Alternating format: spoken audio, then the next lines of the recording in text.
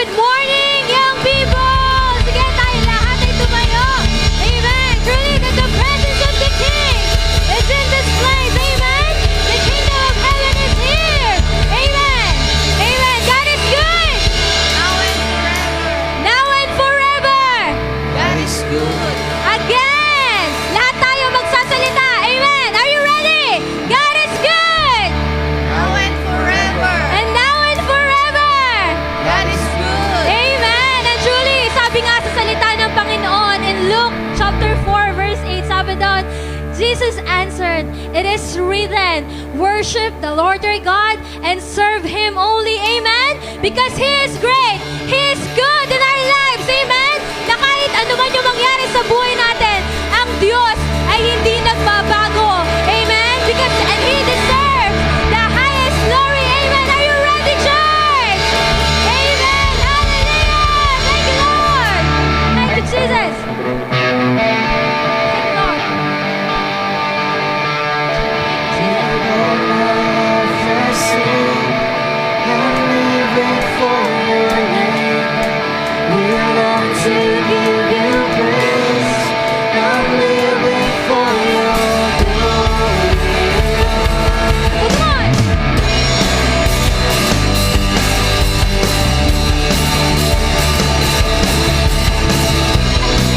Give it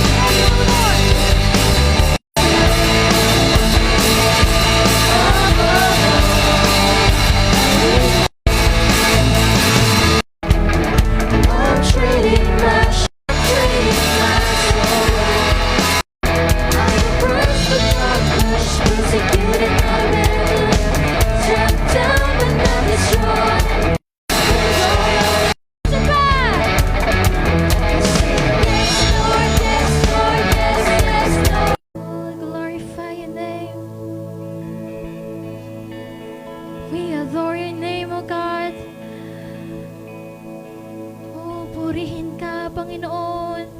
Sambahin ka, O Lord, sa spirito at katotohanan, Panginoon.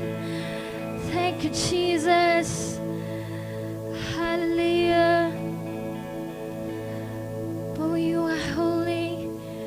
You are great, O God, sa aming mga buhay. Salamat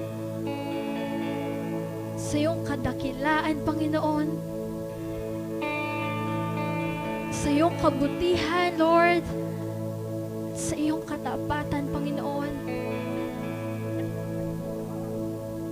Hallelujah. We give you praise. We give you honor, O God. Oh, come on, church. Come on, church. Come on, young people. Be filled. Be filled in the presence of God right now. Hallelujah. Thank you, Jesus. Hallelujah. Salamat. O sa oras na to,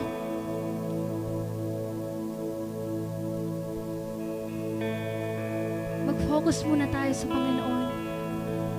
Sa oras na to, huwag nating hahayaan na hindi natin maranasan ang kanyang presensya.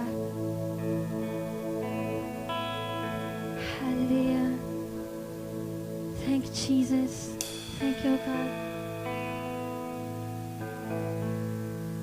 Thank you, Lord. Give you praise, God.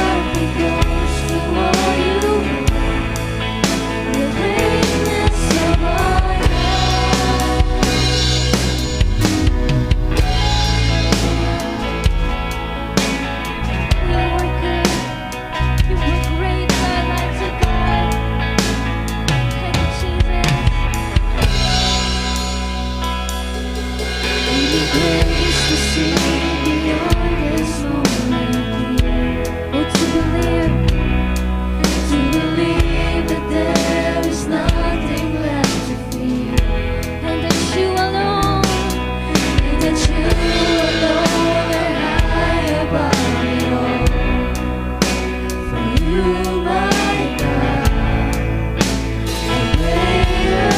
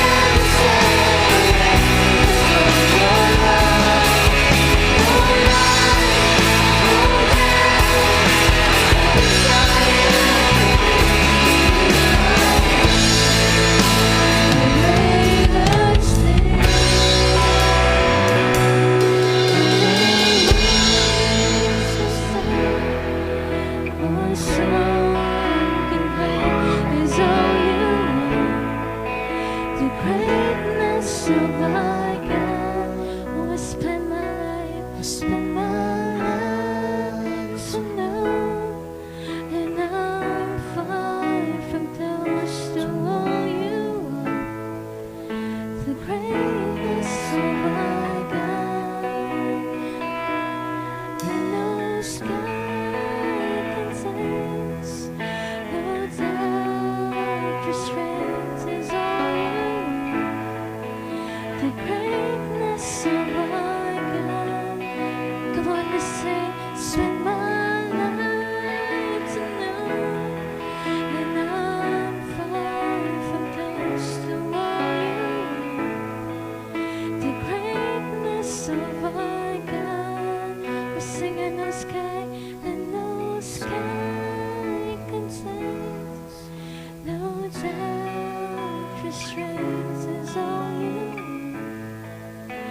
Greatness of our God, spend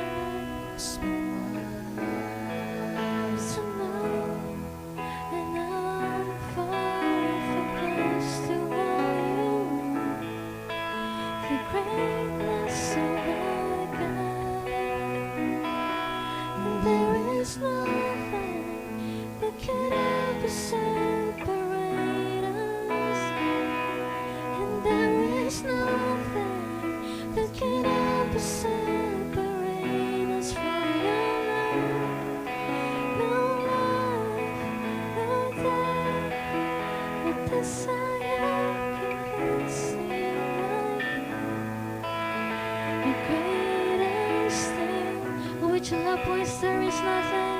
There is nothing that could ever separate us.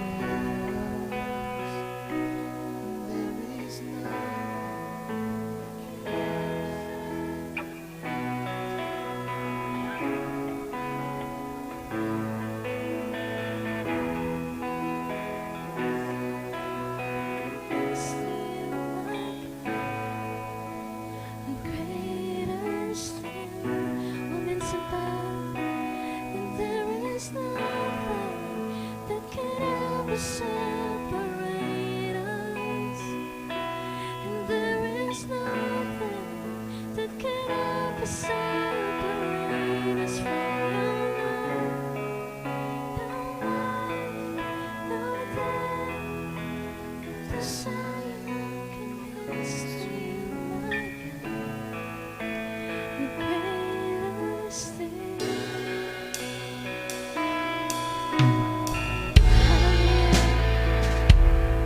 There is nothing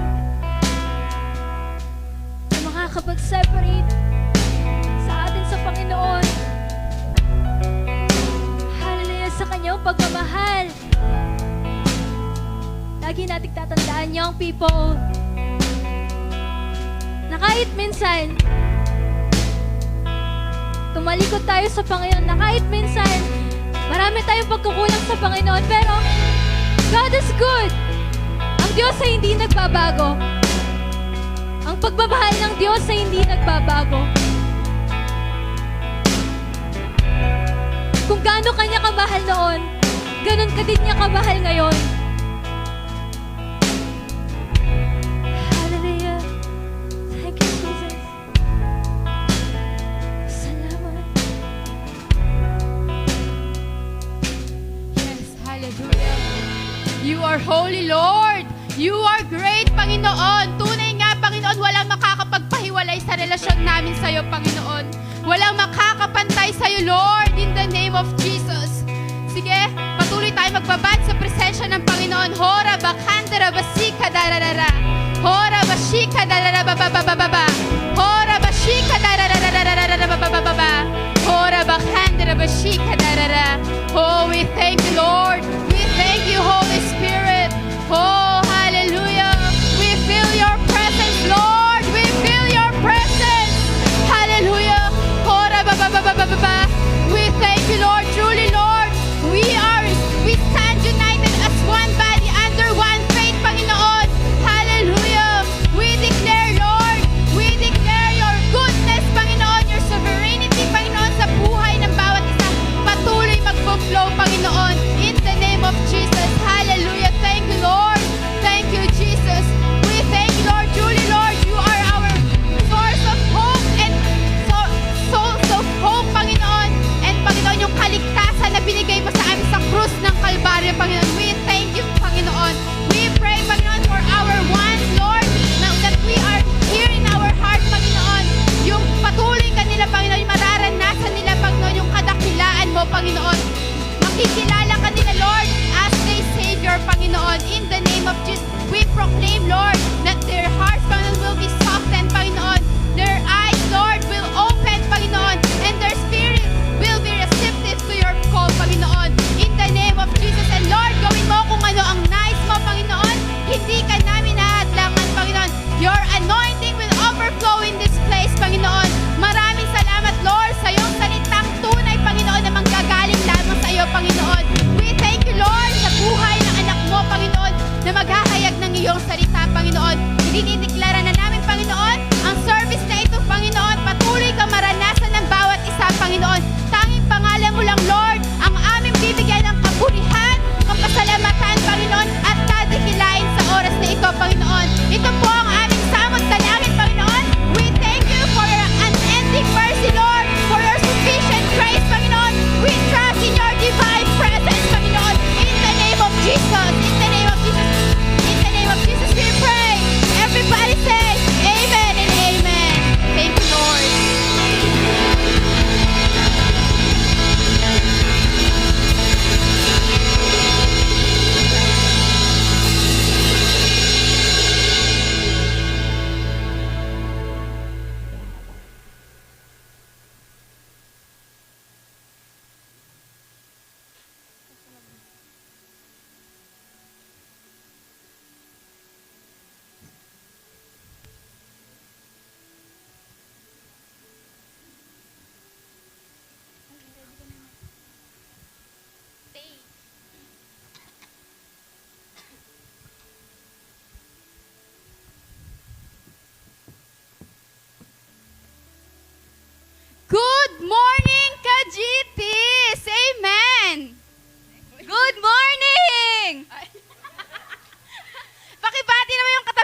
magandang umaga.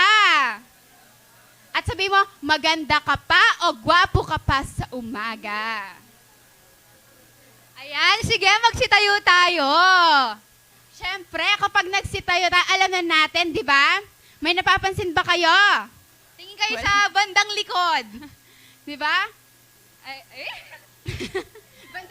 Literal na tumingin sa likod. Sige, Kajitis, let's welcome naman yung bago nating Kajiti na si Ashley Lorraine. Invite ni Jared. Ayan. Sige, puntahan naman natin siya. I-welcome naman natin siya. Welcome, Ashley Lorraine.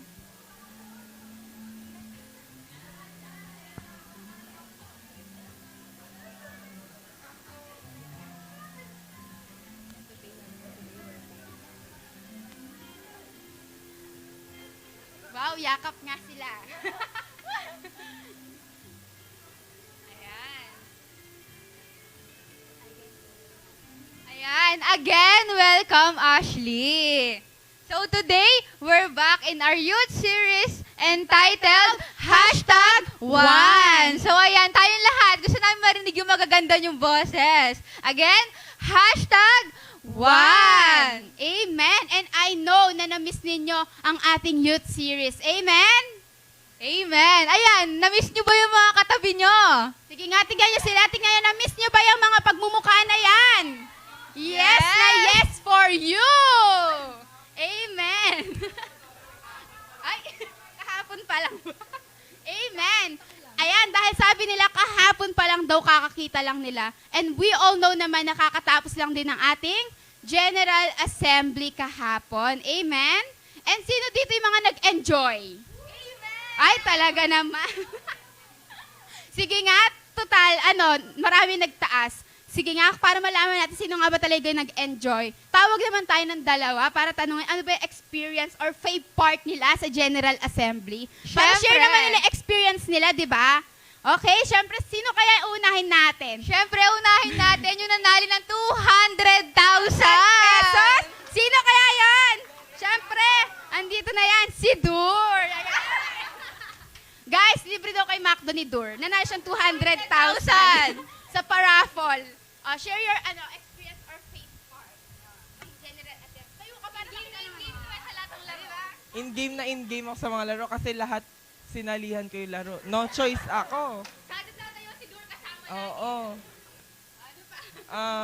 Siyempre masaya kasi nakipaghalubilo sa ibang mga church members and yung mga nakilala ko yung mga iba't ibang pastors.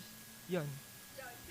Tapos nakakuha din ako ng raffle, 200. Kaya kahapon dinner nila Macdo. Di ba, Shala? Siyempre, isa pa. Sino pa kaya? Huwag na magtago, Jasper! Si Jasper. After yung Jasper, isa pa siyempre, mas nag-enjoy pa. Sino kaya mas nag-enjoy pa? Experience or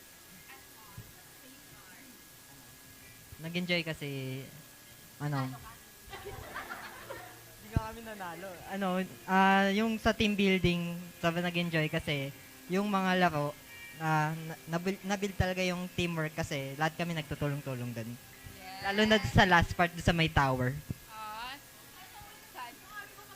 matibay yung tower nila. And syempre, para sa pinakahuli natin, ang isa ding game na game sa mga games. Si none other than Nori! Tingnan ka niya talaga.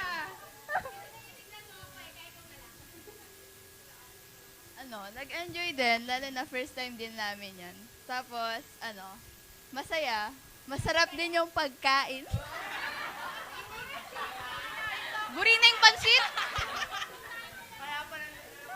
Kaya yung plato ni Nori, tatlo. Tatlong ulam. Ayan, amen. Kitang-kita naman natin, di ba? Kung gaano nag-enjoy yung mga ka-GTs natin. Amen. And we're looking forward na sa next General Assembly, makakasama na yung iba. Amen. Excited na ba kayo?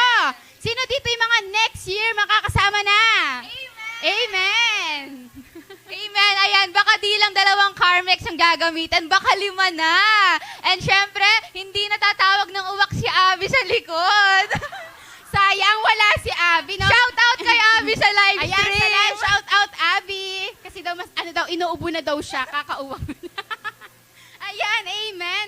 So, nakita naman siguro natin yung post kagabi sa group natin, di ba? Yung sabi, last 4 titles ng ating from week 1 to 4. Alam nyo ba? Alam nyo ba? Hindi. Sige, tingnan natin mga notes natin at isa-isahin natin yung mga naging title. Are you ready, Kajitis? Are you ready? Kuha pa daw nila.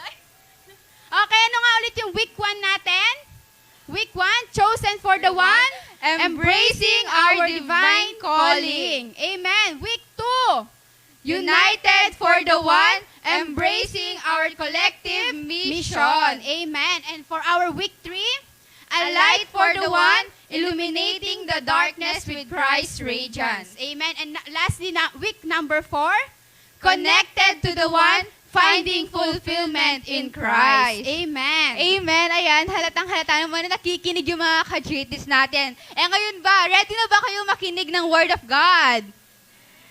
Once again, ready na ba kayo para sa ating Word of God? Amen. So dahil handa na kayo, wag na natin patagalin pa. Let's call on the man of God, Kuya Sam.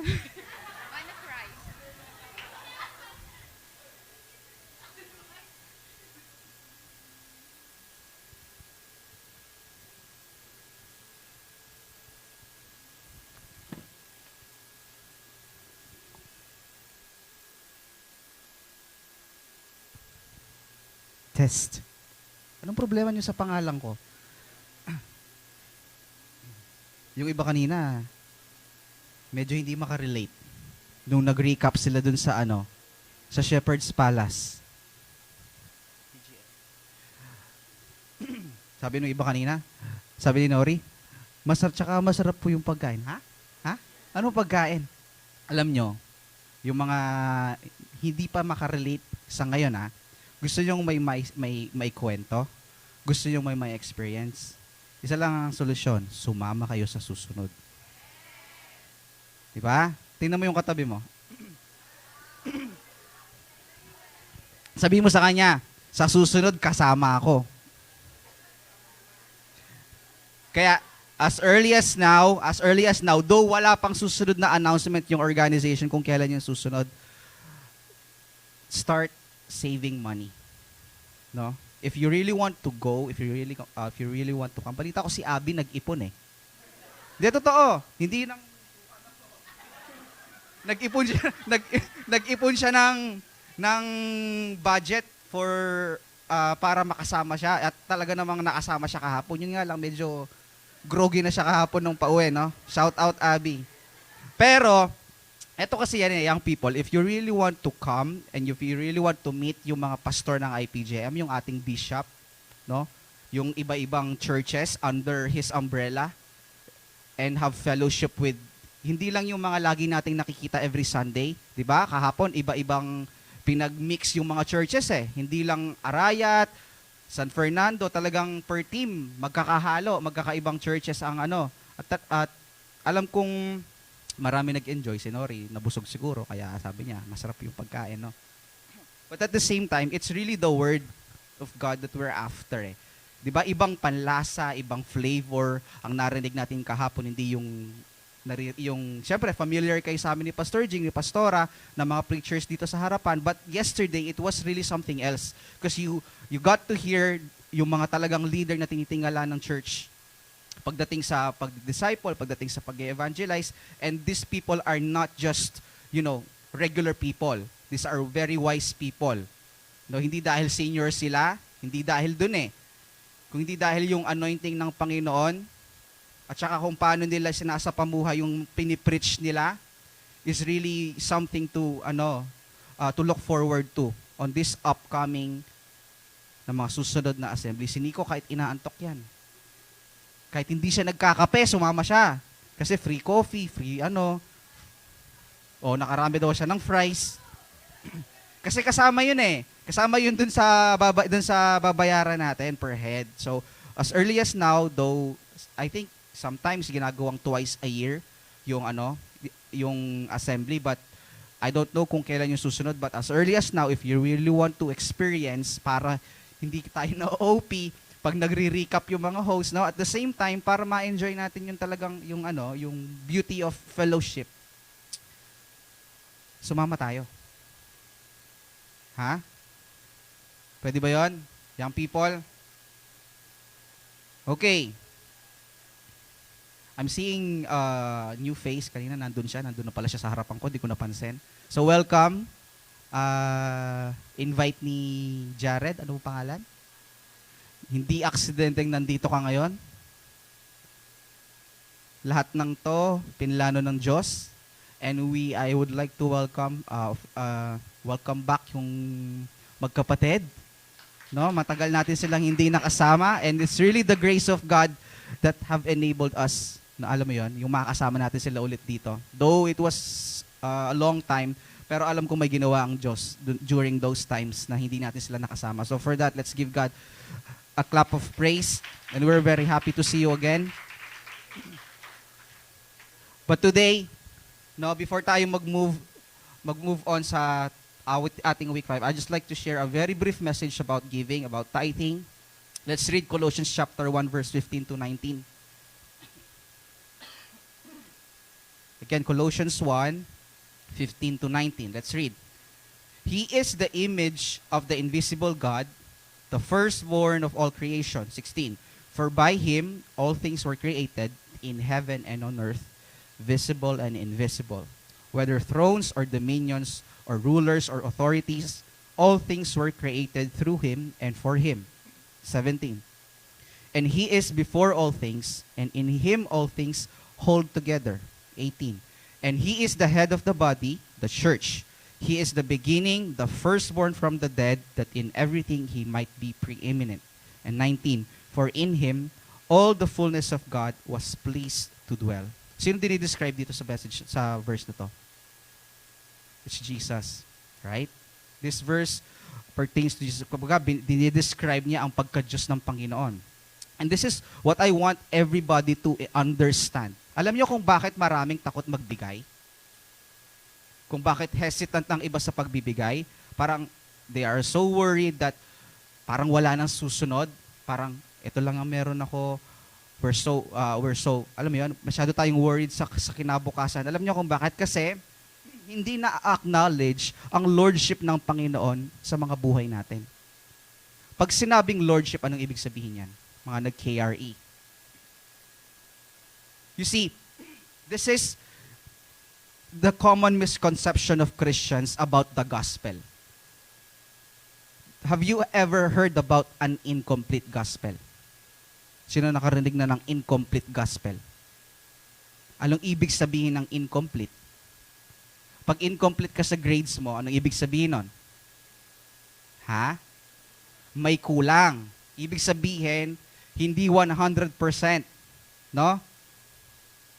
An incomplete gospel, listen young people, this is the common misconception of Christians. Ang feeling ng ng majority of Christians, kapag natanggap na nila ang Panginoong Yesus bilang Diyos at tagapagligtas sila, that's it. That's incomplete. Yes, it's true that for many people, that gospel has taught us about the redemption of man. Tinanggap mo ang Diyos, pinatawad lahat ng iyong kasalanan, nilinis ka, parang hindi nagkasala, kahit kaunti man lang. Sabi nga sa main, ang tingin sa'yo ng Diyos ngayon, malinis, banal, pure, white as a snow. Pero hindi natatapos doon ang gospel. Ha? The 2-chapter gospel leads followers of Christ to the conclusion that salvation is nothing more than just a bus ticket to heaven. Ay, okay na, ligtas na ako kasi meron na akong tinanggap ko na si Lord. So, whether dumating siya ngayon or sa mga susunod na panahon, I'm 100% sure that I'm going to heaven dahil tinanggap ko ang Panginoong Yesus. Parang, they're just after the bus to heaven.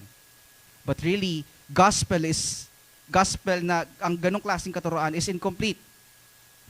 what we do on earth while we wait for the bus doesn't really matter to God.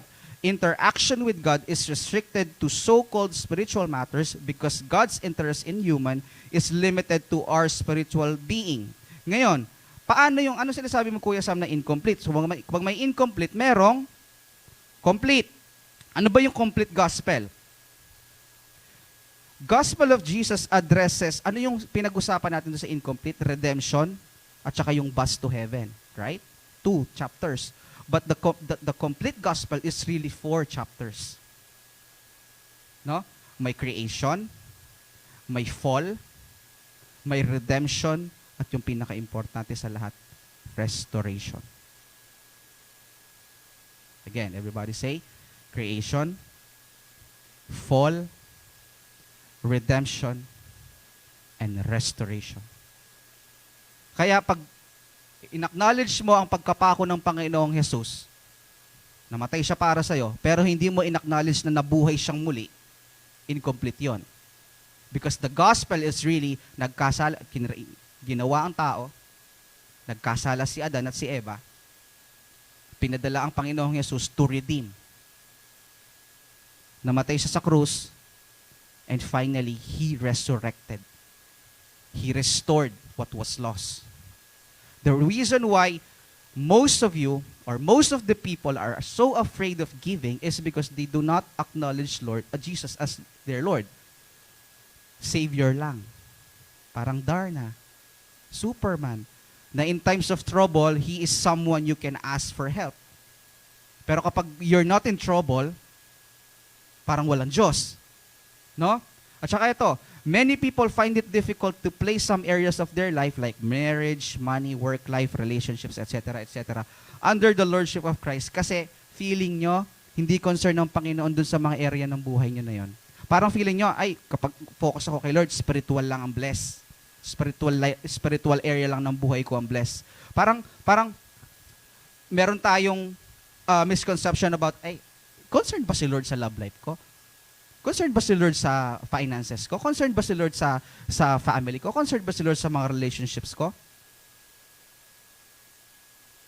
Let me tell you the answer. Yes. Dahil pag ang Diyos ang nag-bless, holistic. Pag sinabing holistic, kabuuan. Hindi yung isang area lang ng buhay mo. Halimbawa ngayon, blessed ka sa finances, pero ang health mo naman, di ba? Ang daming taong ganyan. Ang daming pera, pero hindi unhealthy.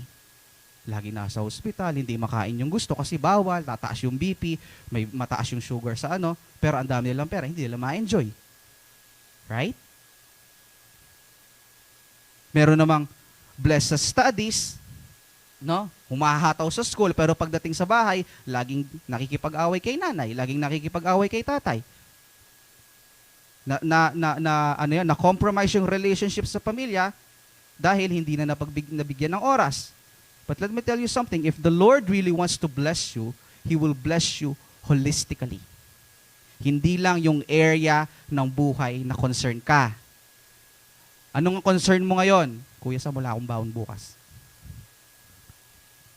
Kuya Sam, yung isang family member ko may sakit. Anong concern mo ngayon? Di ko alam kung papasaba ako. Tumatawa. Huwag naman. No? If the Lord blesses you or wants to bless us, He will bless us holistically. But you need to acknowledge the Lordship of Christ over your life. Can I hear an amen, young people? Over your life. Not just on your finances, not just on your studies, but sa lahat ng area ng buhay natin. And pag natutunan natin yon, yung kahit wala ka pero naghahanap ka pa rin kung anong pwede mong ibigay sa Panginoon, totoo to. Alam mo yon, yung as in, puro balat ng candy yung nakakapa mo kapag chinecheck mo yung bulsa mo, o kaya yung wallet mo, pag ganun mo, may langaw na lumabas. No? Alam mo yun, walang-wala ka na, but still, you're still trying to find something na maibigay sa Panginoon. What about your time? Hindi naman sinabing, yes, we give monetarily, no? But it doesn't mean doon natatapos. 24 hours a day, 2.4 hours a day, pwede mong ibigay sa Panginoon, 10%. Right? So, there's really no excuse for us not to give something to the Lord. Dahil kahit oras mo, pwede mong ilaan sa Panginoon. Can I hear an amen? Do you understand? O, tumayo tayong lahat. Hold on to your tithes and let's pray.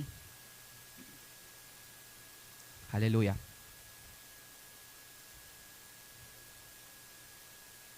Sige, hawakan mo yan. And let's pray for those offering. Hallelujah. Panginoon, marami pong salamat sa umagang ito. Lord, thank you for the gift of life. Thank you for the gift of second chances. Thank you for the gift of for forgiving us.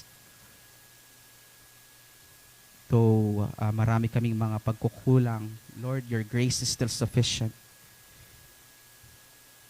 And today, Panginoon, we want to acknowledge your lordship over our lives, hindi lang sa ibang area ng aming mga buhay, hindi lang sa church, but in all areas of our life. Lord, we acknowledge and we declare that you are Lord over everything na meron kami, including our finances. And today, Panginoon, magbibigay kami ng bukal sa aming mga puso according to your word, according to what you have blessed us this week, Panginoon, dahil gusto naming sundin, Panginoon, kung ano yung sinabi mo sa amin. And because we love you.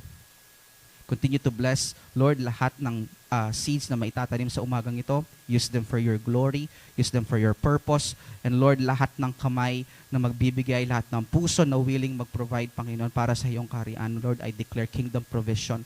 Hindi magkukulang kahit sa ang area ng kanilang mga buhay. Lord, continue to bless them, Lord, sa kanilang mga trabaho, sa kanilang pag-aaral. Lord, I declare extreme favor, Panginoon, sa buong linggo na paparating, Panginoon. We don't know what future holds us, but alam namin, Panginoon, that you already nakita mo na, Panginoon, kung ano ang hinaharap, Panginoon, at we know that you are in control. In the mighty name of Jesus, we bless your name. We glorify your name in Jesus' name. And everybody will say, Amen.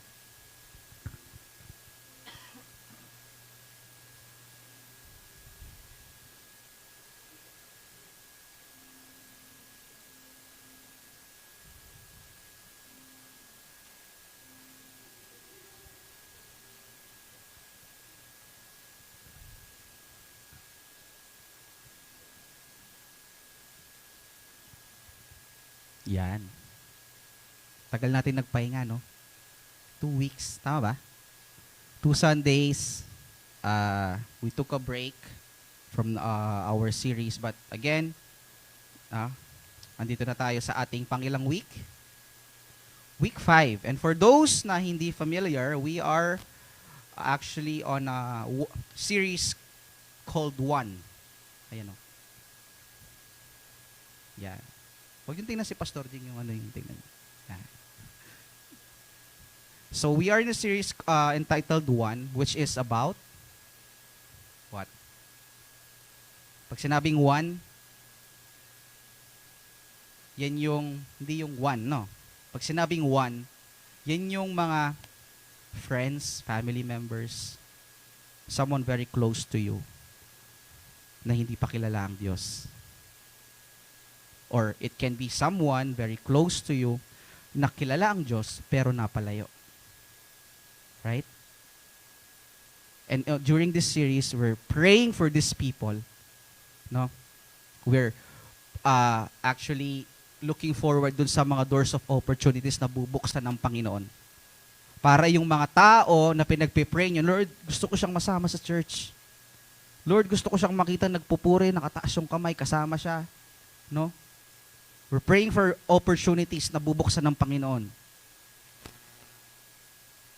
That's what this series is about. And today, we are on our week 5, which is entitled, Committed to the One, Journeying Towards Kingdom Activation. Again, committed to the One, Journeying Towards Kingdom Activation. Pag sinabing commitment, ano ibig sabihin nun? Or pag sinabing committed ka, ano ibig sabihin nun? Mga English majors. Si Jelo nag-iisip na. Sabi niya, commitment, commitment, commitment. Pag sinabing committed, anong ibig sabihin nun, young people?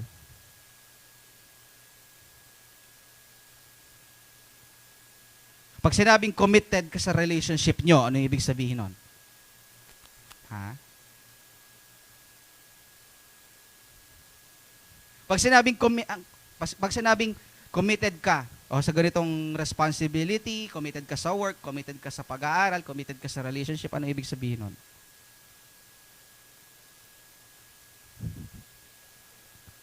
Hindi ako gagalaw dito hangga't di yung sinasagot.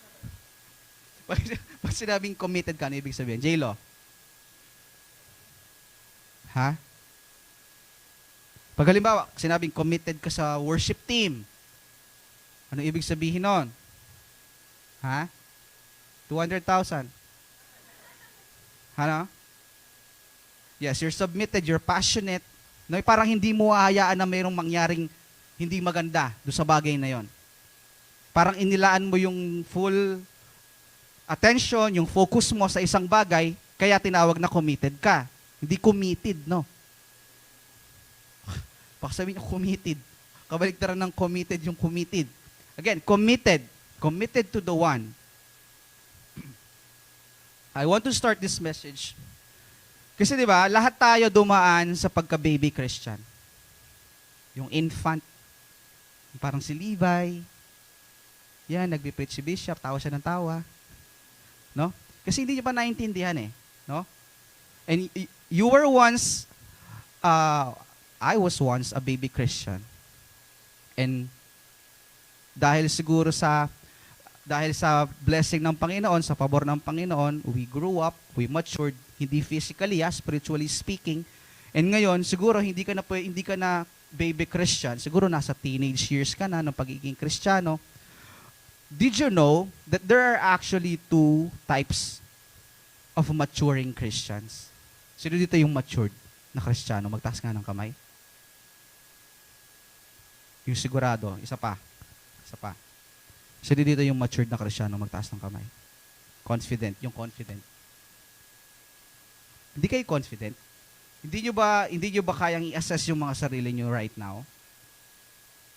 If you're new, kagaya nung mga kajitis natin sa 2 kape po. Ay, hello. Si Sheila pala to. Sabi ko, kala ko si Popsi, mag-kape sana eh. Hello, welcome back. No? Matagal din natin siyang nakasama. Tinan nyo nga naman ang pagkakataon. Sabay-sabay. Parang merong gustong sabihin ng Panginoon sa umagang to ha. Ano kaya yon? But welcome back, Sheila. Mamaya na kayo magpicture ha.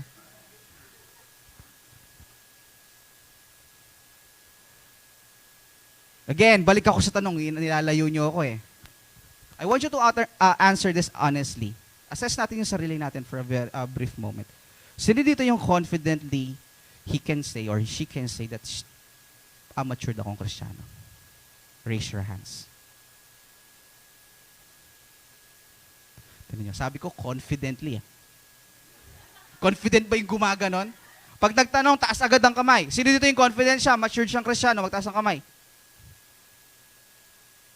Diba?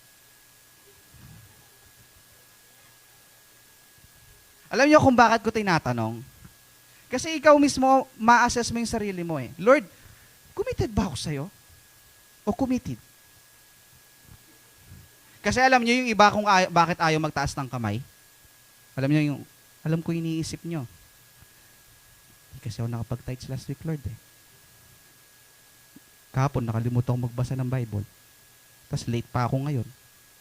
Tapos magtataas ako committed. Or matured Christian. Voices of the enemy. Assess natin yung mga sarili natin today. What am I? Am I a baby Christian or am I a matured Christian? Kasi alam nyo, there are actually, if you could see yourself, if you consider yourself as a matured Christian, meron 2 klase ng ganyan. Okay? Una, yung tinatawag na preference-focused Christians. Or, ano ibig sabihin yan? No? Pag sinabing preference-focused, yan yung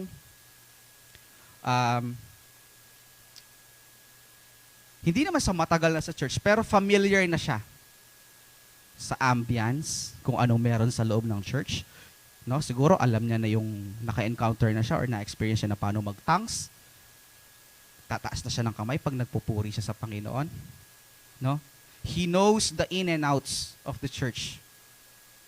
Aminin niyo, nung bago kayo, hindi niyo alam. Hindi niyo alam na na ganito pala yung sistema sa church. No? You have no idea at all. But now, na naging regular attendee kayo, nakakasama kayo sa mga RRF, na nakapag-build kayo ng relationship sa mga pastor ninyo, sa mga leaders ninyo, sa mga kapwa nyo kabataan, no? Somehow you became very comfortable. And alam kong yun yung dahilan kung bakit nagstay kayo. Right? Kung hanggang ngayon, halimbawa si JC, yung anak ni Pastor Paul. Hindi, pareho kasi sila ng pronunciation ng last name. Pastor Paul Patio. Siya, Pacho. So, medyo joke lang yun, joke lang. Halimbawa, si JC, no? He's one of the newcomers. Ngayon, ilang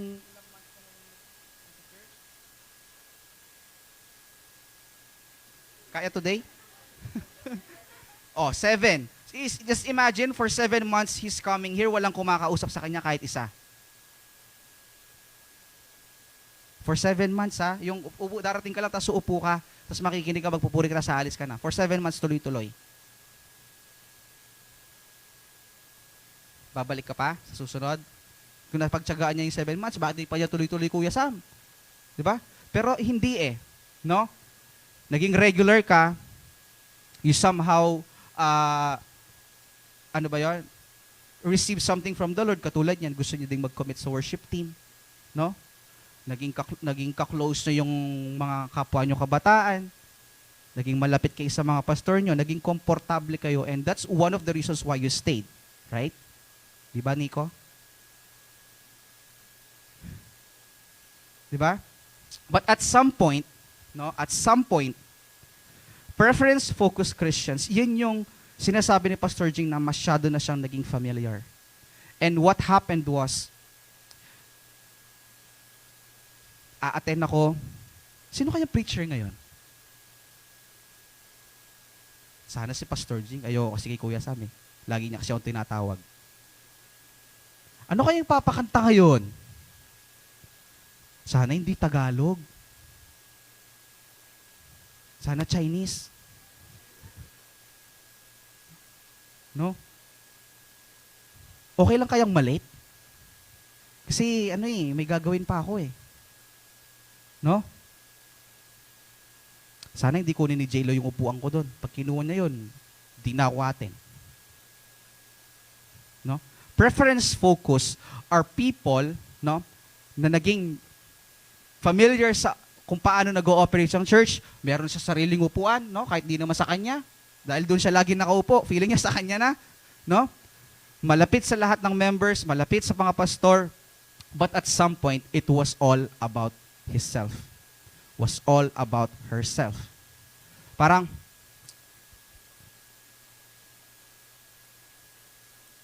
lahat tinitingnan mo. Ayoko ng sana lilim, yung pakanta.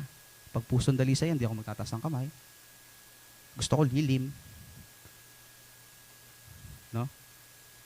Or pag naman, pag si Pastor Jing ang preacher, mabilis natatapos. Sana si Pastor Jing yung preacher. Tumatawa si Alice. Parang mayroon siyang gustong ipahiwatig. Huwag kang mag-alala na 9:05 pa lang. Joke lang. No? Preference focus, it's all about me. Alam niyo yun? I've been around here for a very long time. Parang alam ko na, I prefer worship to be this kind of worship. I prefer this worship leader over this worship leader. I prefer this pastor over this pastor. No? Preference. Pag sinabing preference, kung ano yung gusto mo. At hindi naman yun ang dahilan kung bakit tayo nasa church, tama ba? So, ibig mong sabihin, pag hindi maganda ang kanta, pag hindi yung gusto mong kanta yung pinatugtog during the worship, hindi ka magpupuri sa Diyos.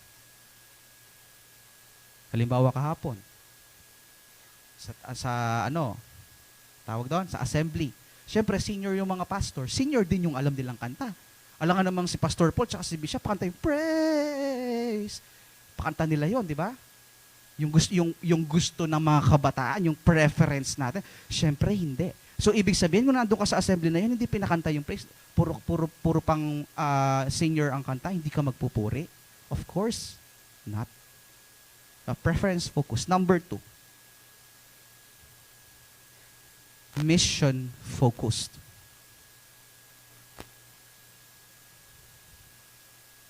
Pag sinabing mission focused, no? Sila naman yung mga types of maturing Christians that are actually, nasan ba yun? Looking outward. You're not looking inward, you're looking outward to help others. You're looking outward to spread the word of Christ, not only into your families, but into your neighborhood and into your community. Let me give you an example. Nung first time yung umattend sa church, and then inabsorb nyo yung gospel. Inabsorb nyo dahil iba yung naging impact, binago yung buhay ninyo. At any moment in your life, no, parang gusto kong umuwi. Gusto ko nang umuwi. Gusto kong makakausap si nanay, si tatay. Kasi gusto kong i-share kung ano yung, alam mo yon, kung ano yung na-experience ko. I know there are people na nandito ngayon na nakapag-isip ng gano'n, na may na-experience na gano'n. Alam mo yun, sobrang nag-aapoy ka, parang gusto mong mag-super saiyan.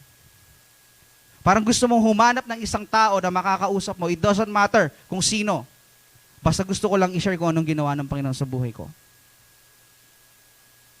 You're looking outwardly how you can help others, how you can spread the gospel, how you can teach about the words of the Lord Jesus Christ.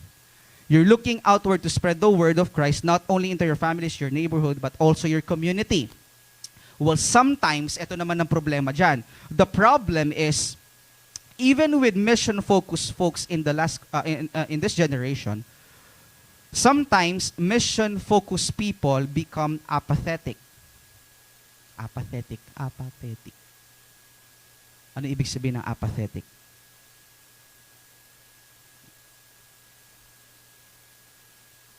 Parang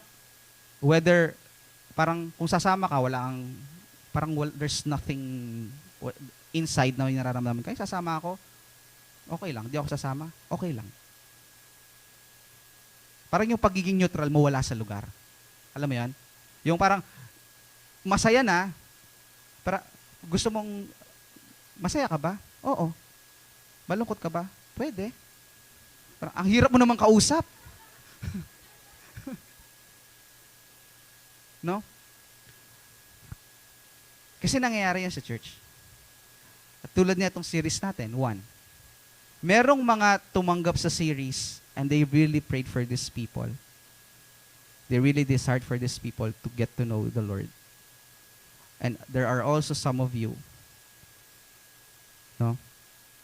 Participate ba ako? Siguro sa week 5. Participate ba ako? Siguro okay lang kahit hindi kasi mayroon namang ibang kabataan na magpa-participate. Mission focused. You know what's the goal of the church? What's the goal of the church? To preach the word, to encourage as many people as we can and get to know Christ. That's the mission. Right? Malinaw sa inyo yon, kaya kayo nandito. But at some point, sabi ko nga, kahit ano yon, let's say I'm the preacher today. Pare-pareho tayo ng narinig na salita. Pare-pareho tayo ng narinig. Pero iba-iba kung paano i-absorb.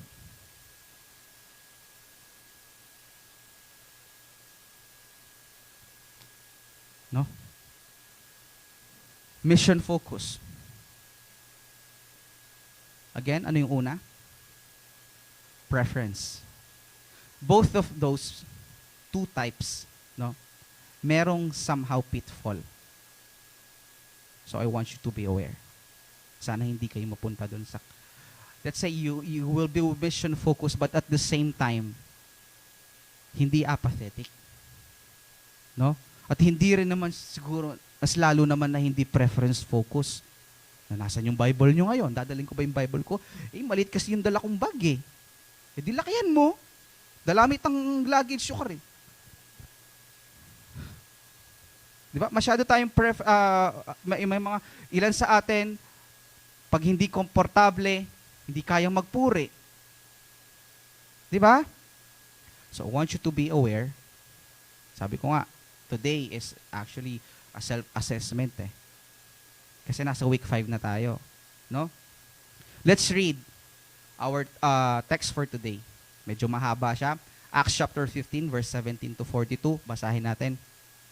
Ang sabi dyan, "But the high priest rose up, and all who were with him, that is the party of Sadducees, and filled with jealousy, they arrested the apostles and put them in the public prison. But during the night, an angel of the Lord opened the prison doors and brought them out and said, 'Go and stand in the temple and speak to the people all the words of this life.' And when they heard this, they entered the temple at daybreak and began to teach."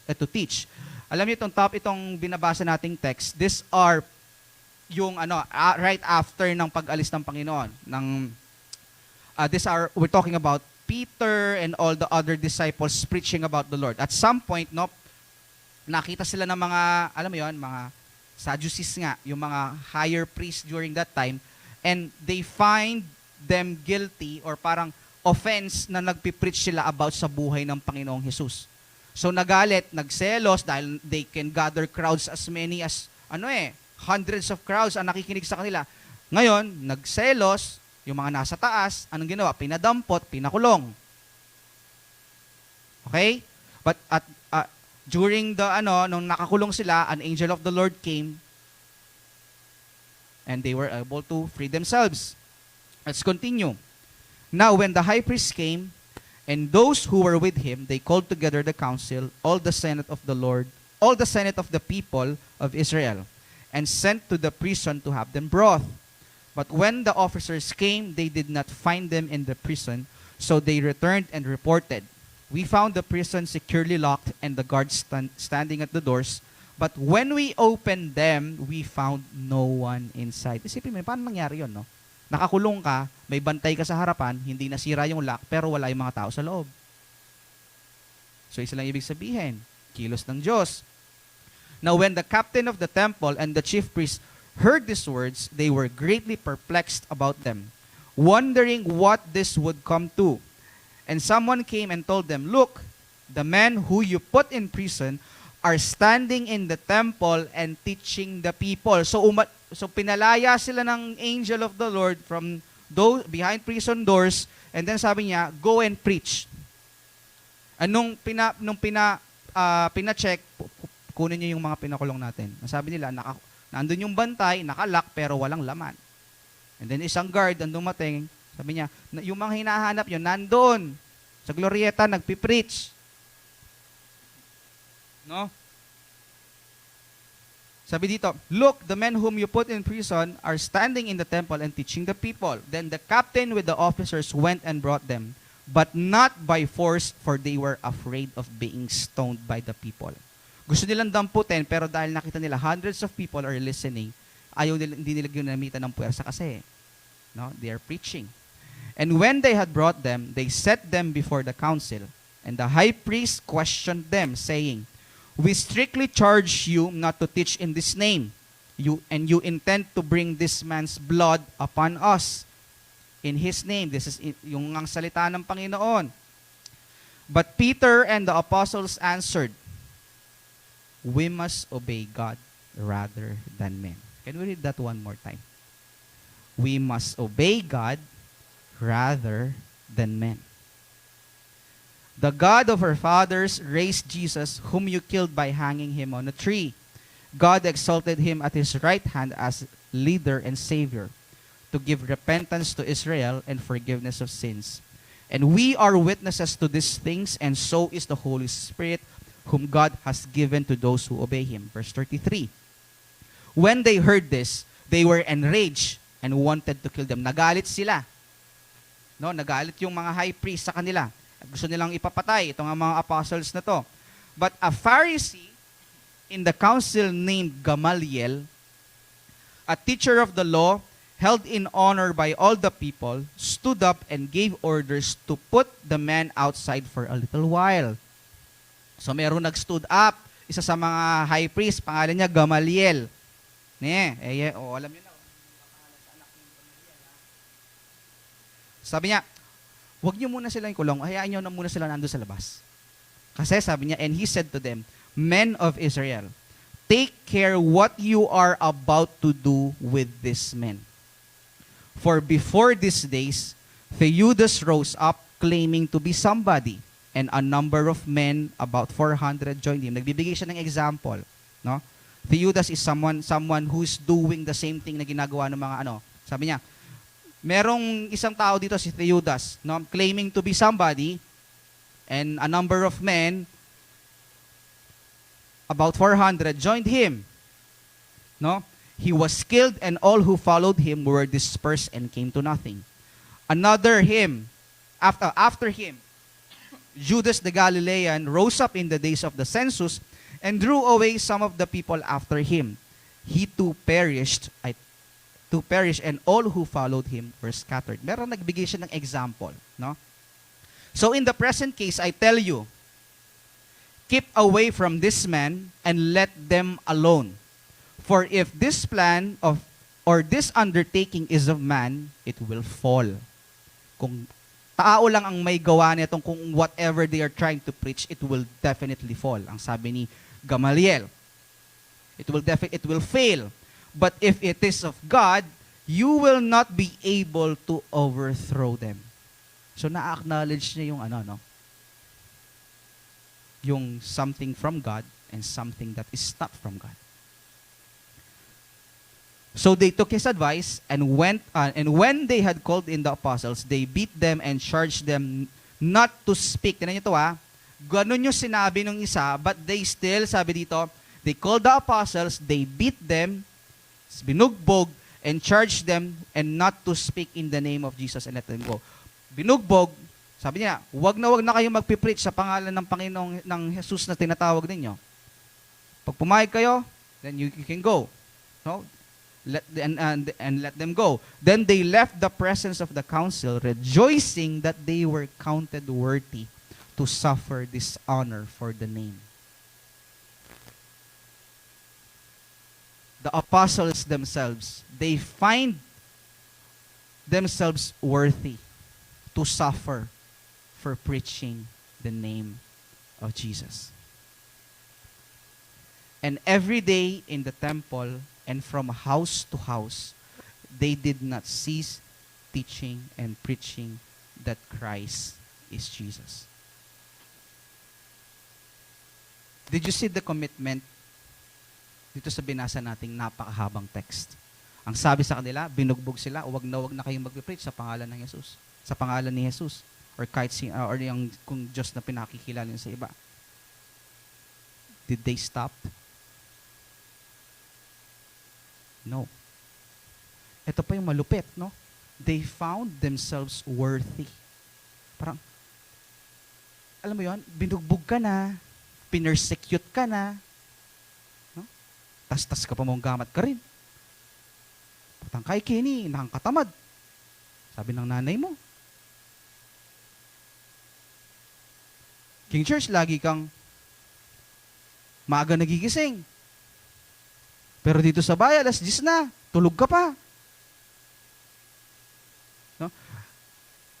Christian life and persecution, magka-tie up yan. No? So if ever some of you, or most of you experience persecution, that's normal. If hindi kayo nape-persecute, medyo delikado yun. No? Kasi kaya ka pina-persecute kasi meron kang ginagawang kakaiba. You will never be persecuted if you're doing what the majority is doing. Di ba nga, sa social media, Isang mali mo lang, anong mangyayari? Kinabukasan, bash ka na. Kasi they found you doing something else na hindi ginagawa ng majority. Kagaya na sinabi ko, if you're a Christian, persecution and Christianity, Christian life are parang ano yan, mutual ano sila. Nagko-coexist. Kung ayaw mo nang ma-persecute, then sabi mo kay Lord, Lord, kunin mo na ako. Kung ayaw mo na, pero syempre ayaw naman yun, di ba? Kasi nga, this text that we just read really shows how they were committed in sharing the gospel. Kayo, ginagawa natin ngayon, you're committed to your ones. What are you trying to tell them? You're trying to share the gospel. No? Magkaiba lang ng panahon, magkaiba ng era, pero pareho ang purpose. Hindi siguro kayo papatawag nung mayor, huwag na kayo mag-aali dyan, ha? Kasi hindi, it's not like that. Nasa ibang kapanahunan na tayo. But basically, what they're trying to do and what we're doing is the same. Tama ba? Sabi dito, we're trying to recount the persecution faced by the apostles for preaching the gospel. Despite the threats, imprisonment, and beatings, they continued to proclaim Jesus as the Messiah, demonstrating unwavering commitment to their faith. Gusto kong mag-share sa inyo ng 4 points about the text that we just read. Number 1, the apostles' commitment to witnessing. Kung titignan natin dyan, the apostles' commitment to Jesus was evident in their fearless proclamation of the gospel even in the face of the opposition. Ulitin ko the apostles' commitment to Jesus was evident in their fearless proclamation of the gospel even in the face of the opposition. No?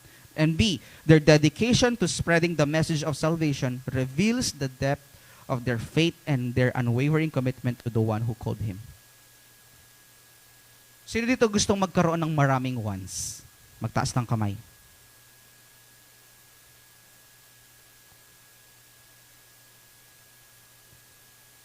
Kasi ang buhay Kristiyano, alam mo kung kahit ano pang klaseng persecution, kahit ano pang chismis or marites ang iba to sa'yo ng ibang tao, alam mo kung paano ka makikilala? Kahit hindi, halimbawa, hindi ko kilala si J-Lo, no? But I have this really bad impression against him. Siguro narinig ko sa iba. No? Kahit ano pang klaseng kamalian, ang iba to sa'yo, kahit hindi ikaw alam mo sa sarili mo, hindi naman ikaw yun. Alam mo kung paano ka makikilala ng tao? Based sa bunga mo. Dahil kahit kailan, ang bunga hindi kayang magsinungaling. Maraming bagay ang pwede nating ihalin tulad sa sinasabi kong bunga.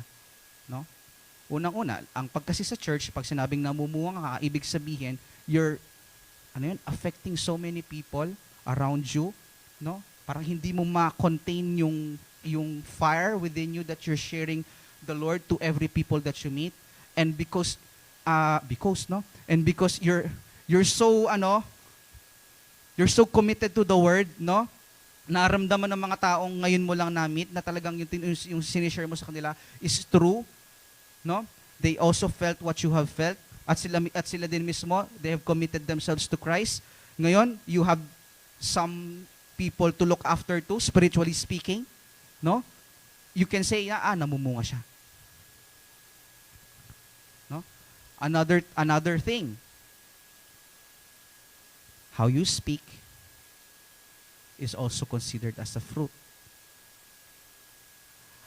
How you treat others is also a fruit.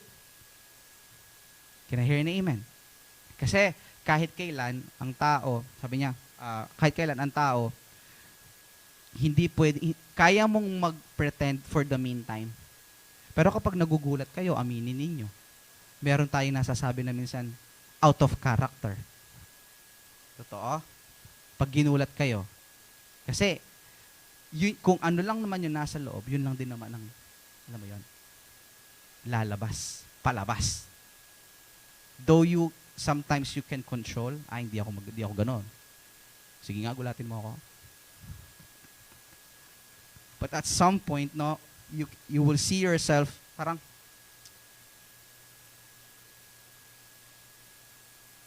ang daming galit sa'yo, ang daming tao na kung ano-ano sinasabi, hayaan nyo lang sila.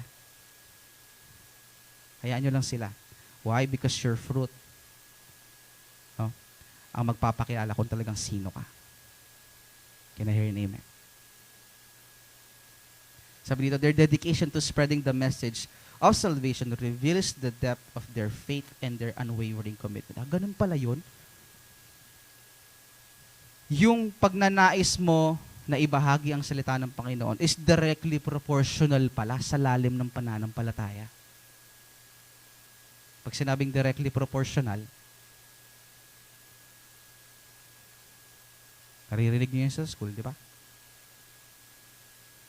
Kung gaano kalalim ang pananampalataya mo at kung gaano kababaw ang pananampalataya mo, yun lang din naman yung magiging desire mo pagdating ng panahon. Tulad nga na sinabi ko, pag bago kang Kristiyano, nag-aapoy ka, nagsusuper saiyan ka. Kasi dito ngayon yung level nakita mo, naramdaman mo, pina-experience sa'yo ng Panginoon kung anong kaya niyang gawin. Tama? Kaya nag-ahanap ka ngayon ng, ay, halika dito. Alam mo bang ganito ginawa sa akin ni Lord? Right? Why? Because your level of faith, yung lalim ng pananampalataya mo, kinikilala ang Panginoon, at yung desire to spread the message of salvation is directly proportional. I'm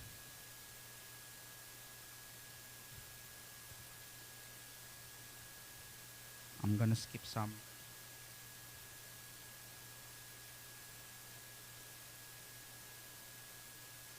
Sino dito yung mga young professional na mga nagtatrabaho? Magtaas ng kamay. Working peeps. No. You work how many hours per week? Well, let's say 8. Average of 8 times 5. 40. Sometimes more. No? O madalas na bang more? No? And some of you, college students, raise your hands. High school, graduating. Sige nga, graduating students. Di ba ang daming requirements kung kailan gagraduate? O, natural. Gagraduate ka eh. Kung gusto mong graduate, pasa mo lahat. Tama ba?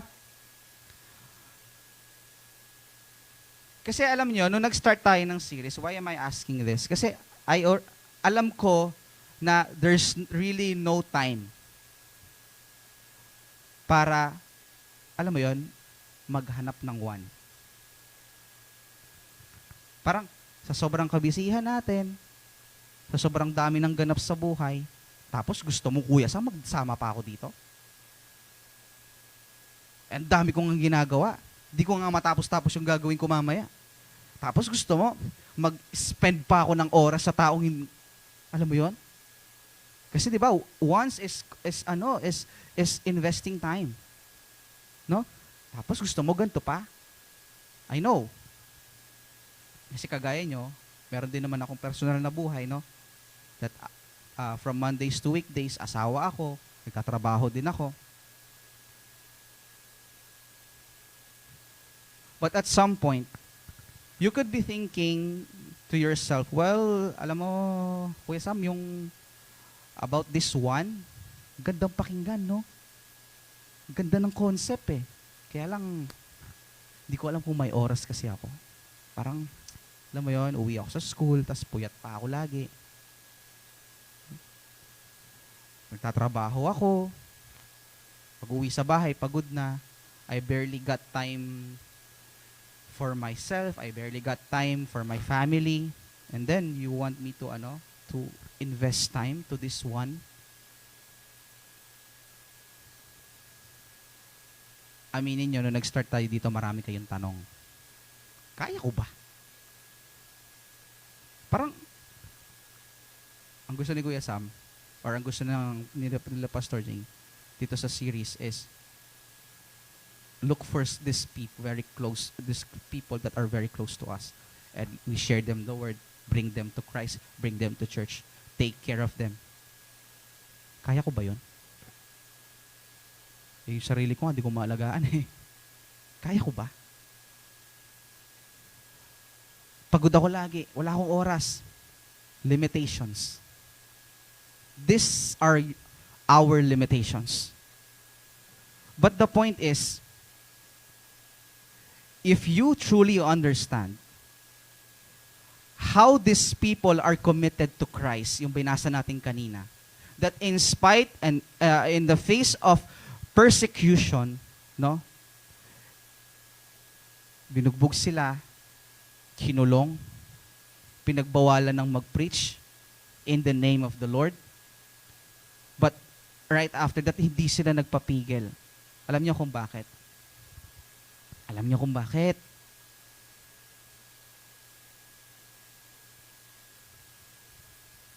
Sabi dito,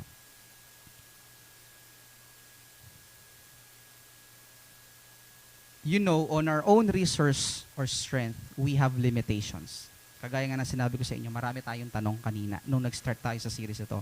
And very often, we could find ourselves feeling that way, and that's why it's important for us to be committed to the one. Let me ask you pala, these ones na in-impart sa inyo ng Panginoon during the start of this series, these people, do you care for these people? Do you love these people? You do. Right? And at some point in your life, you were once someone else's one. Tama ba?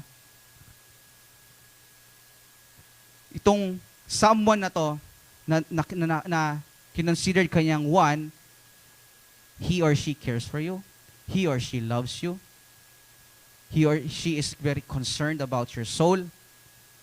At kung kagaya natin na, siguro tao din siya, no? Yung nag-disciple sa atin, yung nag-lead sa atin sa Panginoon, siguro busy din siya. Tama ba? Meron din siya siguro personal na buhay. Outside church. Siguro, dumating din sa point na napagod siya, dumating din sa point na napuyat siya, dumating din sa point na gusto niya mag-invest ng oras, kaya lang wala na siyang, alam mo yun? Pero hindi kanya sinukuan. Tama ba?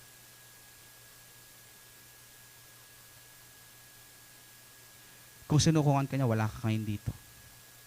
And I don't know kung anong ginagawa natin lahat. Kung kilala ba natin ang Diyos, o meron tayong sariling Diyos, hindi ko alam. But one thing is for sure. This person who led you to Christ was so committed to the Word, was so committed to Jesus, hindi kanya sinukuan. And this is, tinan niyo to Jesus, our Savior, who was committed to you as well. He was so committed to you that He came to be a man. And He walked among us. He taught and healed and showed the way to salvation. He showed the way to His Father, always meeting resistance, always meeting persecution. I'm talking about the Lord. Nung nandito siya sa lupa, He so loved the world, He is so committed to you that He became a man to redeem you. He is so committed that in spite of encountering resistance and persecution, He continued to heal, He continued to teach, He continued to show the way of salvation. And even death on the cross did not stop His commitment to you. He went to the cross because that's what was required to pay for our sins. And He did it out of love and commitment to you. Why? Because you, Jesus, you were His one. Kaya ang Panginoon, sobrang dami niyang ones.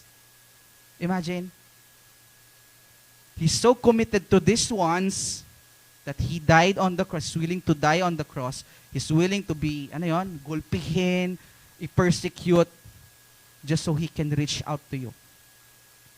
Sabi mo naman, ay, iba namang usapan yan kasi ang Diyos banal. Kasi nung bumaba siya dito, He is true man, but He is also a God. So Kuya Sam, kung kaya niya yon, Kasi Diyos siya. Ako tao lang. Oh, di ba?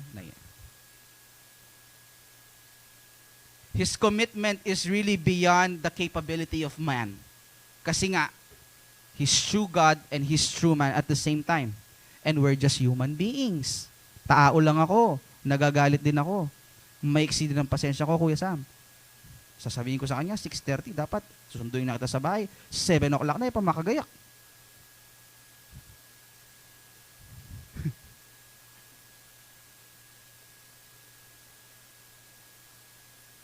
Sabi, 8 o'clock. Anong oras ang matudtud siya pa? Minta ko karela, matudtud siya pa. No, we're just human beings. Kaya nga, you have limitations. Right? Meron kang mga ugali na ikaw mismo hindi mo gusto. But being committed to the one,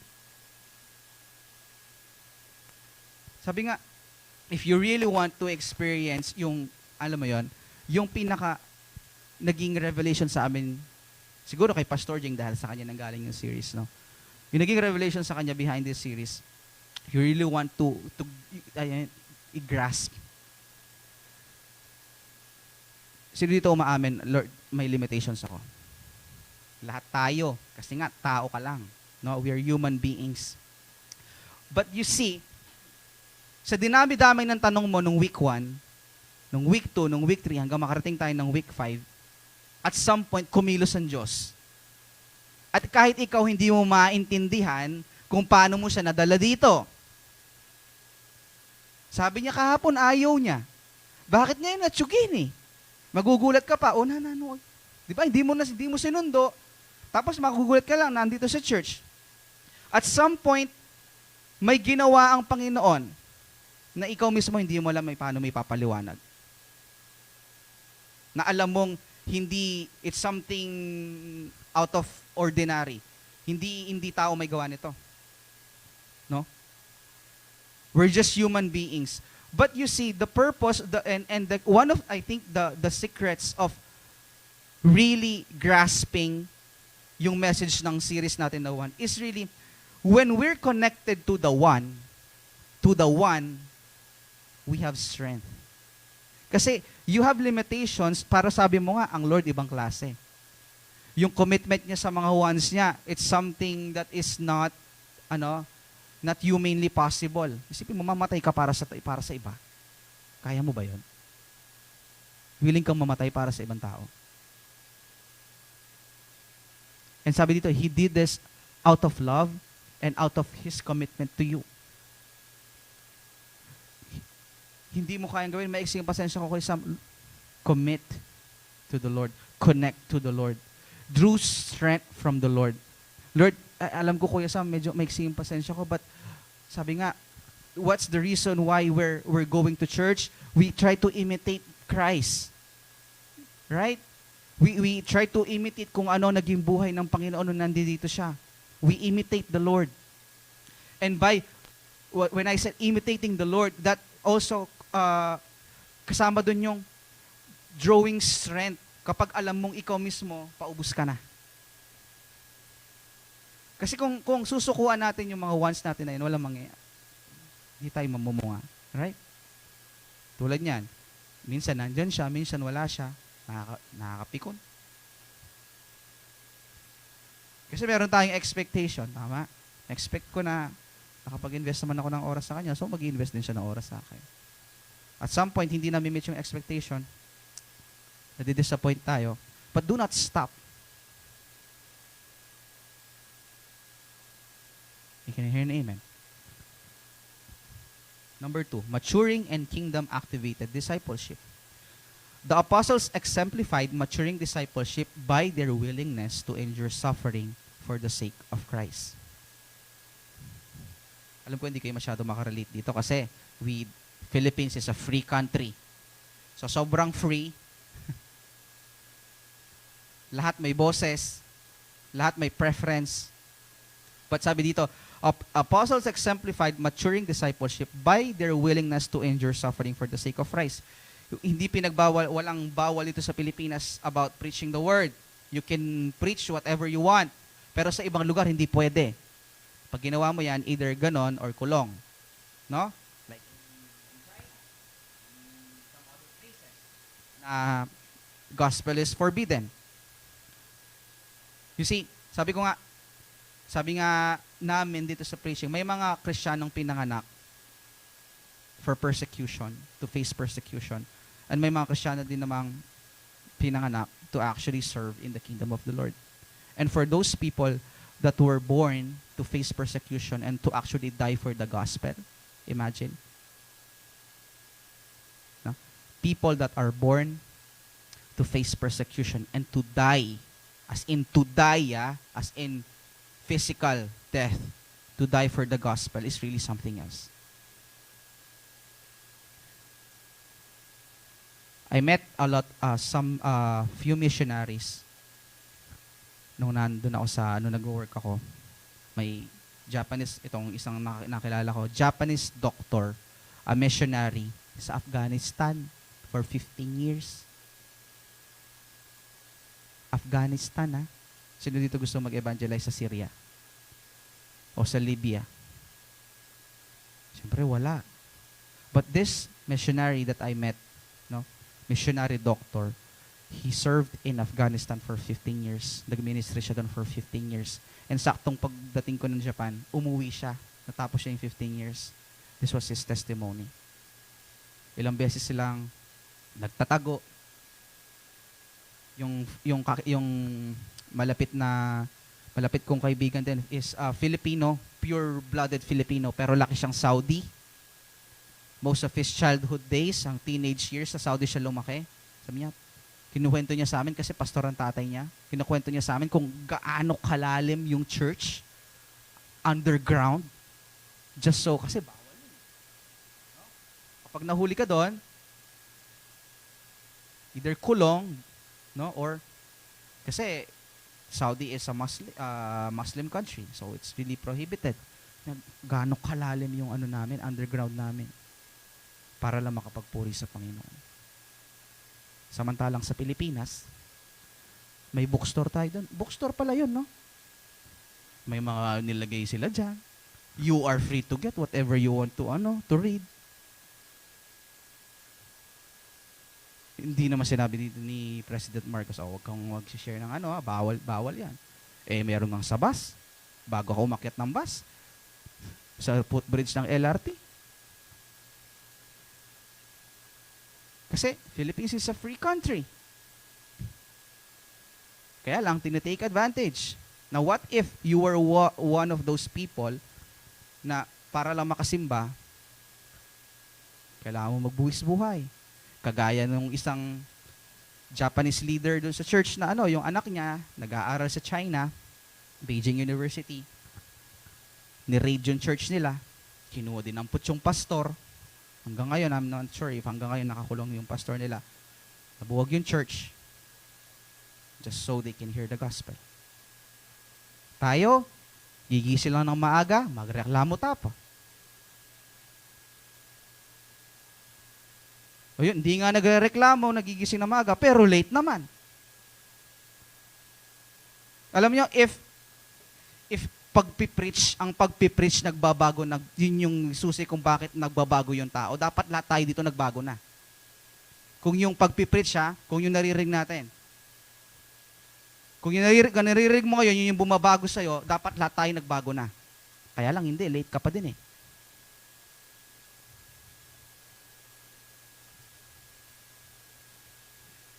Kasi it's never the preaching that transforms people, it's the Lord. Kaya kahit gaano mo pilitin ng isang tao na baguhin yung sarili niya, hindi pwede.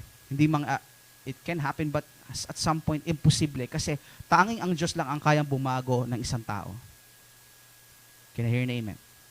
Number 3, assessing our journey. Assessing our journey of faith. As we consider the example of the apostles, we are prompted to examine our own commitment to Jesus and His mission. Examine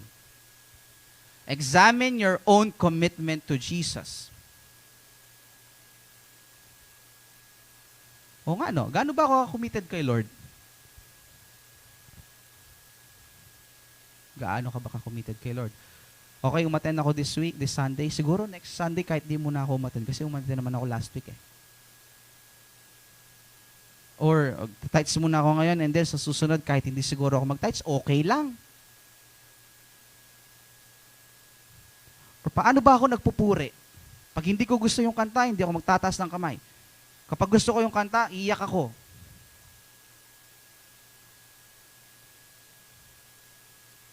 Examine your commitment to Jesus.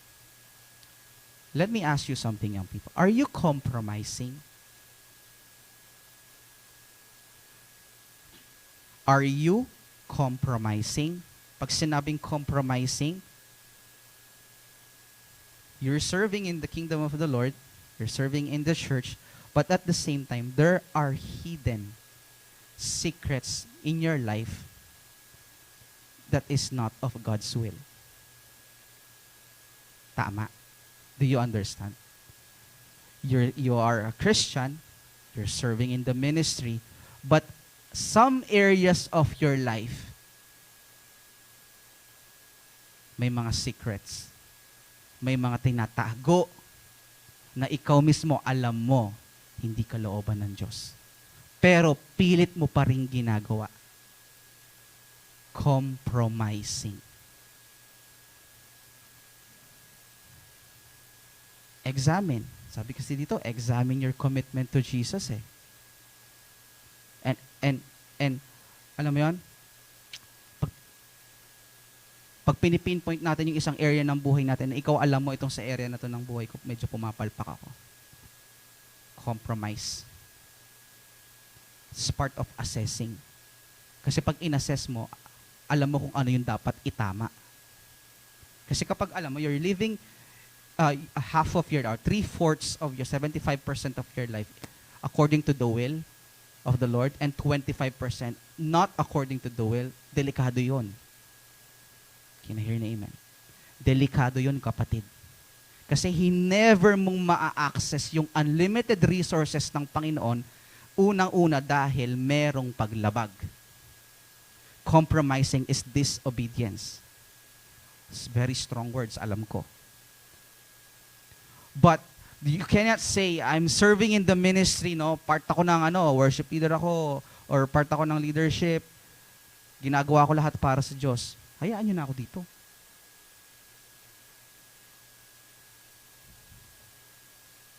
First of all, sabi ko nga, kung ang pagpapala ng Panginoon holistic, ganun din yung access sa unlimited resources ng Panginoon. Dapat ang submission hindi partial. Can I hear an amen? Sumusunod ka sa leader mo, pero itong area pumalpak. Assessing our commitment, examining our commitment to the Lord. Are you willing to endure hardships and persecution for the sake of the gospel? Are we actively engaged in making disciples and advancing the kingdom of the Lord? Alam mo kung bakit marami sa atin you're living in fear? Kasi merong isang bagay sa'yo or merong isang tao na takot kang mawala. Isang bagay, isang tao na ayaw mong mawala sa buhay mo. Kasi kapag itong bagay na to or itong tao na to wala, you feel insecure. Parang hindi mo na alam saan ka kukuha ng susunod. Hindi mo na alam kung sinong pagkakatiwalaan mo. Kaya maraming Kristiyano, they are living in fear. Supporting verses, Philippians 3:14, I press on toward the goal with the prize of which God has called me heavenward in Christ Jesus. Alam niyo ba, young people, ito, siguro ngayon yun lang ito maririnig sa akin, compromising, yung pinag-usapan natin kanina, ladies, compromising is also entertaining suitors that are unbelievers, seriously speaking.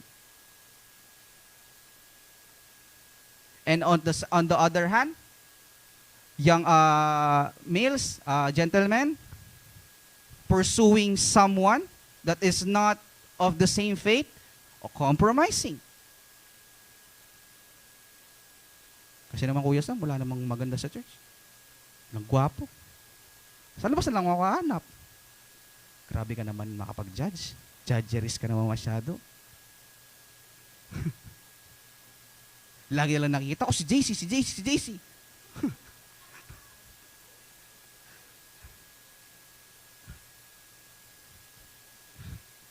Grabe ka naman. Tumatawa kayo. But seriously speaking, actually, dito madalas nagfi-fail ang maraming kabataan. Yung magi-involve tayo sa mga relationships, sa mga commitments na tayo mismo alam natin, mali. Alam niyo kung bakit namin sinasabi to? Kasi sabi niya, hindi ko Sam, dadali ko naman siya sa church. Tapos, after 3 months, ikaw na yung nadala kung saan-saan. Baligtad, di naman sa wala kaming tiwala. No, hindi naman sa ganon. But we're just so concerned about you, no? Na i-expose mo yung sarili mo sa mga makabundong bagay. Can I hear an amen? Ladies, can I hear an amen? Gents, can I hear an amen? Parang ayaw nyo. Gents, can I hear an amen?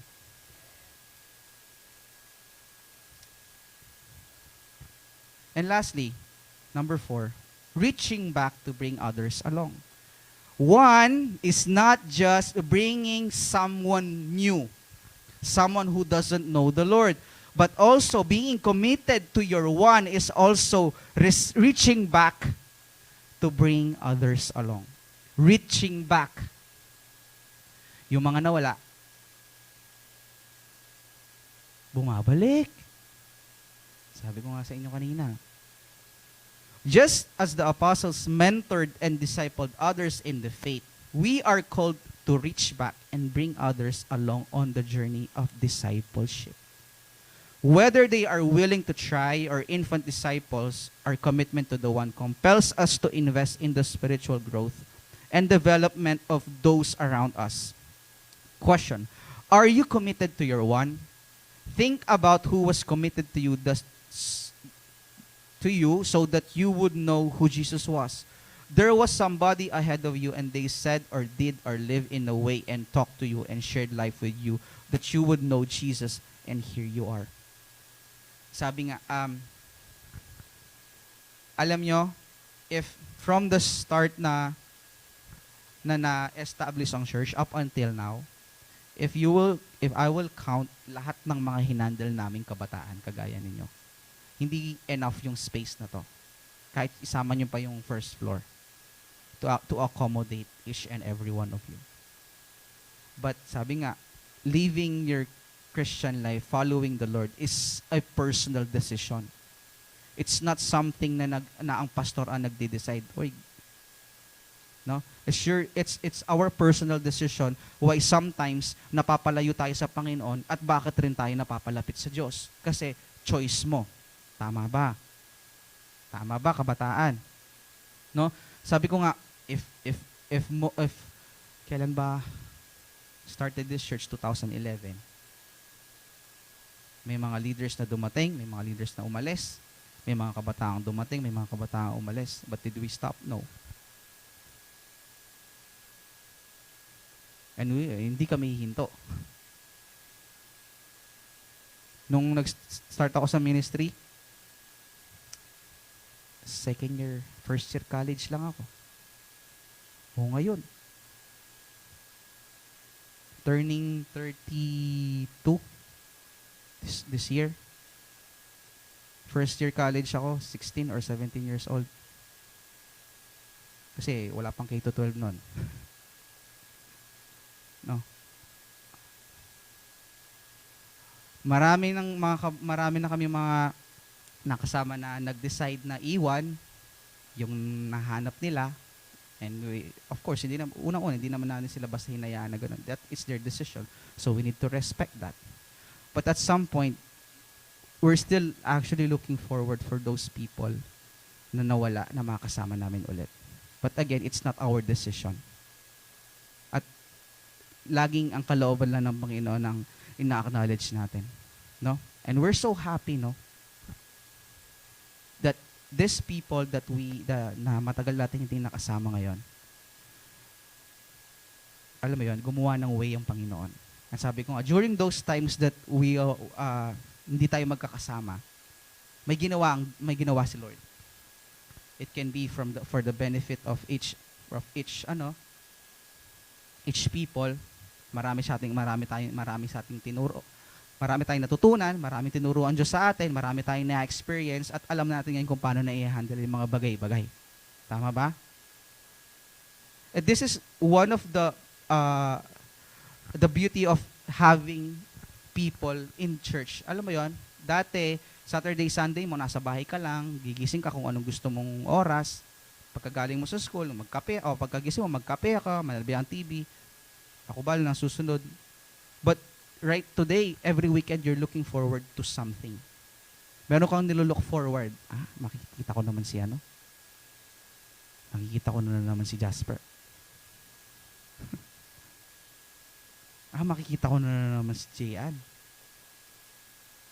Di ba? Kasi meron ka na nilook forward. Isang community na binild ng Panginoon, pamilya na na-build through, why? Because of sa faith natin sa Panginoon, that nawala sa'yo before, na now that ngayon na-experience mo kung paano mabuhay sa kaharian ng Panginoon, you cherish and you actually look forward to these people na kahit alam mong lagi silang late, maiksi yung pasensya nila, lagi silang magagalitin.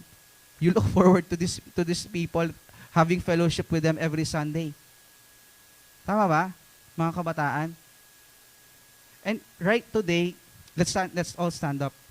Being committed to your one. I know you have limitations. I know we have differences. But kagaya nga na sinabi ko, being committed to your one is being connected to the one.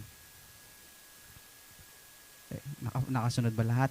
Being committed, if you want to be committed to your ones, yung mga sinama nyo dito, mga pinagpe-pray yung souls, if you want to be committed to this, to your ones, then you need to make sure you are connected to the one.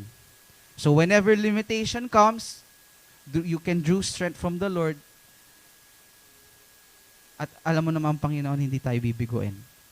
Sabi nga, ask and you shall receive. Tama ba? Next week is our last Sunday. Itong series natin. And it doesn't necessarily mean that we are a 6-week series. After 6 weeks, we stop. Sabi ko nga, ang evangelism tuloy-tuloy. Walang pinipiling panahon, walang pinipiling edad, walang pinipiling lugar.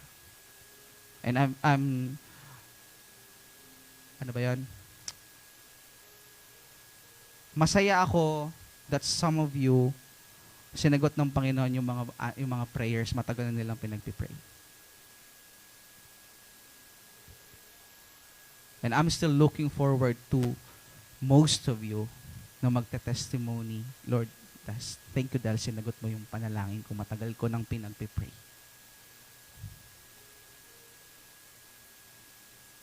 Did you learn something today? Let's raise our hands and let's pray. Hallelujah. Heavenly Father, salamat Panginoon sa umagang ito. We thank you for the word that was preached today. Lord, thank you for reminding us that we, as human beings, have limitations. But as long as we're connected to you, Panginoon, we can do the impossible, not because of our own strength, but because of what you can do for us.